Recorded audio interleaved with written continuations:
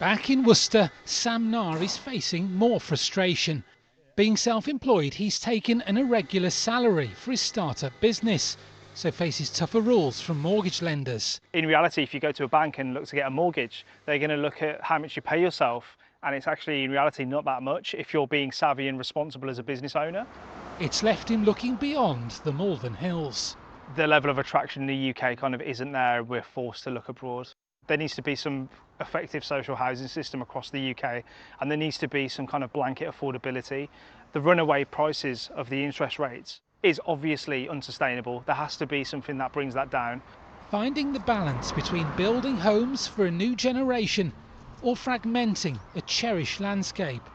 It's the dilemma that's never really gone away. Ben Godfrey, BBC Midlands Today, Malvern. Nicola McKenzie is a mortgage expert and co-founder of Dun & McCarthy Mortgages in Stafford, and she told me that Sam's situation isn't uncommon.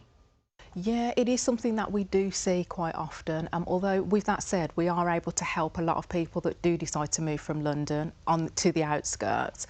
But Sam's story specifically, with him being a limited company director, taking lower salary and dividends probably helps him from a tax perspective, but when he comes to get a mortgage, is going to make it, well, depending on which lender he's applying to, more difficult. But what Sam should understand is that there are lenders out there that, instead of looking at salary and dividends, can look at your share of the net profits instead, which as a limited company director, that can be much more advantageous from an affordability perspective.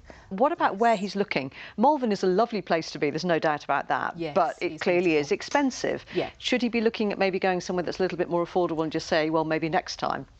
I think that definitely compromising on location and or style of property can be a sensible thing to do. Sometimes getting on the ladder is, better than the alternative to not being on it at all. So I think if compromising is a possibility, it's definitely worth him exploring that as well. Yes. Now, we've seen interest rates go up really quite rapidly since September. Do you think that's come as a shock to people? Are people now thinking, oh, we don't know what to do next? Definitely. I think that the last, or before rates started going up, the 10 years before that was abnormal. So really what we're doing is going back to normality, but that's come as a shock to many people because it's happened so quickly. But ultimately rates, they were at an all-time low for the last 15 years. So it was always going to go back up. It was just a case of when.